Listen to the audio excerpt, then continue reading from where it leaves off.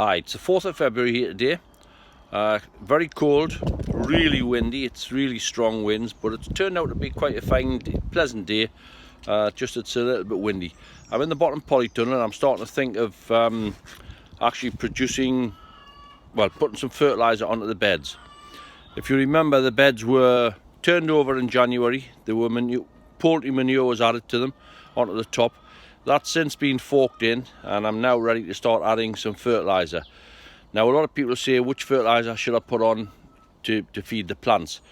It's very difficult for me to tell you what fertiliser to put in unless I know what you've put in previous years, because a lot of fertiliser is not used up from year to year. It can take up to 5, 6, even 7 years to work out, to get the fertiliser content out of your beds. So don't be heavy-handed. If you look over the fields, you'll see big trees. There's nobody going throwing handfuls of fertiliser around those to get them big. So as I say, be very wary what you're actually putting on.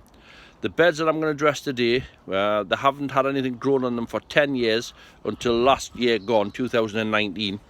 2019, I did grow a small few crops in them and they grew very well, which tells me even though they've had nothing in for 10 years, they've had no fertiliser for 10 years, the beds are still quite rich. What I am going to add this year, I'm going to grow tomatoes and peppers in this bed and possibly a few herbs. So I'm going to add some John Innes base fertiliser. I'm just trying to turn the camera around. Don't know how to actually. Well, I'm videoing, the camera won't turn.